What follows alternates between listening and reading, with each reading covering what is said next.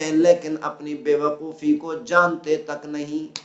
اللہ تعالیٰ نے فرمایا میں پروردگار گواہی دیتا ہوں یہ منافقین بے وقوف ہیں، صحابہ بے وقوف نہیں۔ یہ منافقین بے وقوف ہونے کے باوجود اپنی بے وقوفی کو جانتے تک نہیں۔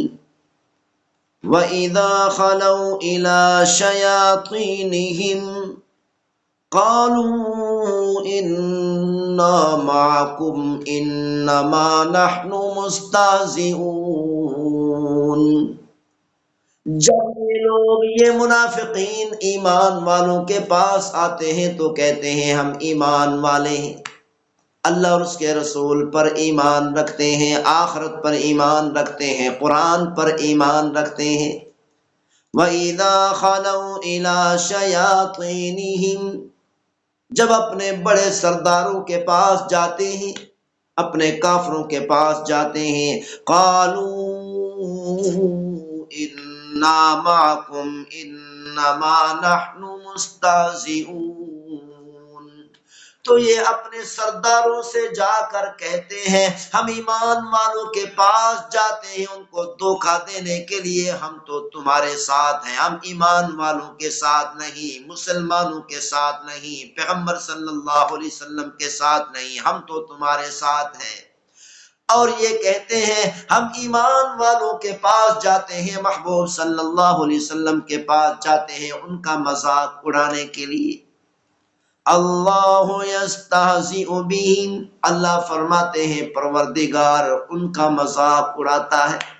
قیامت والے دن بھی جب جہنم میں داخل کرے گا یہ مسلمان ان کا مذاق اڑائیں گے۔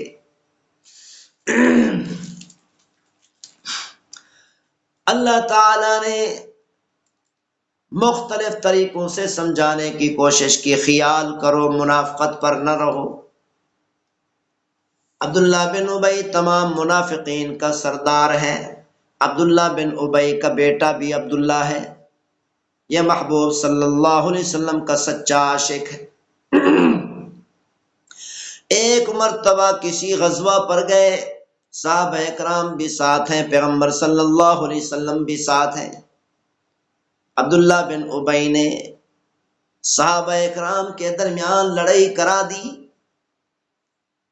تو صحابہ کرام میں اپنے منافقین میں بھی اور صحابہ کرام میں بھی کہنے لگا، او مدینہ منورہ کے رہنے والوں،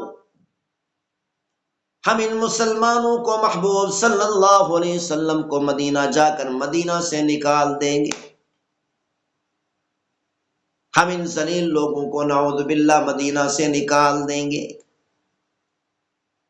بات آئی گئی ہو گئی، یہ قافلہ چلتے چلتے جب مدینہ منورہ کے اندر داخل ہونے لگا، عبداللہ بن ابی منافق کا بیٹا عبداللہ اپنے باپ کے سامنے آ کر تلوار لے کر کھڑا ہو گیا اور اپنے باپ سے کہنے لگا، میں اس وقت تک تجھے مدینہ میں داخل نہیں ہونے دوں گا جب تک تو یہ اقرار نہیں کرے گا کہ مسلمان ذلیل نہیں ہے بلکہ تو ذلیل ہے۔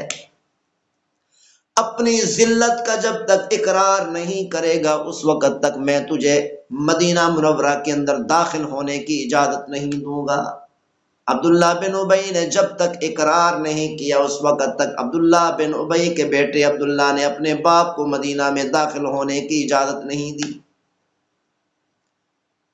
لیکن عبداللہ بن ابی کا بیٹا عبداللہ یہ شوق رکھتا تھا اور کہا کرتا تھا، اے کاش میرا باپ کلمہ پڑھ کر مسلمان ہو جائے، اے کاش میرا باپ ہمیشہ ہمیشہ کے لیے جہنم سے اپنے آپ کو بچا لے۔ ایک مرتبہ محبوب صلی اللہ علیہ وسلم گلاس کے اندر ایک برتن کے اندر پانی نوش فرما رہے ہیں، عبداللہ بن ابی کا بیٹا عبداللہ دوڑتے ہوئے آیا، آ کر عرض کرنے لگا، یا رسول اللہ تھوڑا سا پانی مجھے بھی بچا کر دیں۔ محبوب صلی اللہ علیہ وسلم نے پوچھا کیوں بچا کر دوں؟ عبداللہ نے بتایا، یا رسول اللہ آپ کا بچا ہوا پانی اپنے باپ عبداللہ بن ابی کو جا کر پلاتا ہوں، شاید آپ کے بچے ہوئے پانی کی برکت سے اللہ تعالیٰ اس کو ایمان کی دولت نصیب کر دے، شاید اللہ تعالیٰ اس کو جہنم کی آگ سے بچا لے۔ پیغمبر صلی اللہ علیہ وسلم نے پانی کا کچھ حصہ بچا کر عبداللہ کے حوالے کر دیا۔ یہ عبداللہ پیغمبر صلی اللہ علیہ وسلم کا بچا ہوا پانی لے کر اپنے باپ کے پاس پہنچا، جا کر کہنے لگا ابا جان یہ پانی پی لو۔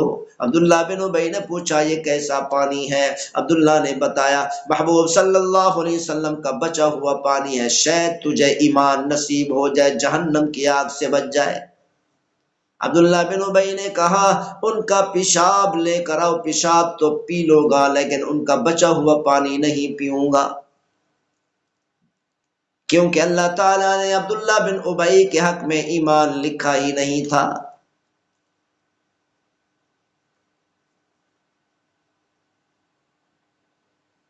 عبداللہ بن ابی دوڑتا ہوا آیا اور آ کر عرض کرنے لگا یا رسول اللہ اپنی قمیض مبارک مجھے اتار کر دیں۔ محبوب صلی اللہ علیہ وسلم نے پوچھا کیا وجہ ہے؟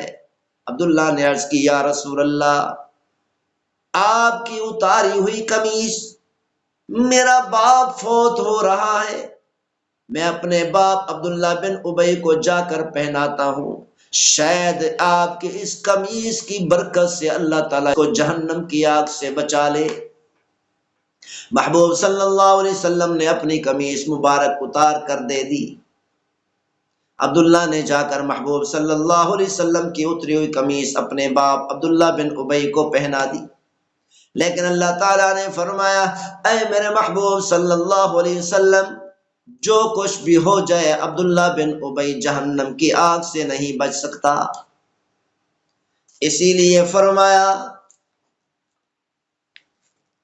ہر مسلمان کو چاہیے کہ قرآن مجید فرقان حمید پر عمل کرنے کی کوشش کرے، اللہ اور اس کے رسول کے احکامات پر عمل کرنے کی کوشش کرے۔ اسی طرح اللہ تعالیٰ نے ارشاد فرمایا وَإِن كُنتُمْ فِي رَيْبٍ مِّمَّا نَزَّلْنَا عَلَىٰ عَبْدِنَا فَأْتُوا بِسُورَةٍ مِّن مِّثْلِهِ، اے عرب کے کافروں، عرب کے مشرکین، اگر تمہیں قرآن مجید فرقان حمید میں شک ہے، اگر تمہیں اس کلام پر شک ہے جس کلام کو ہم نے اپنے بندے محبوب صلی اللہ علیہ وسلم پر اتارا، فَأْتُوا بِسُورَةٍ مِّن مِّثْلِهِ، کیونکہ عرب کے مشرکین کہا کرتے تھے کہ محمد صلی اللہ علیہ وسلم یہ کلام اپنی طرف سے بنا کر سناتے ہیں، تو اللہ تعالیٰ نے فرمایا اگر تم شک کرتے ہو تو تم بھی اس کی مثل قرآن مجید فرقان حمید کی طرح کوئی صورت بنا کر دکھاؤ۔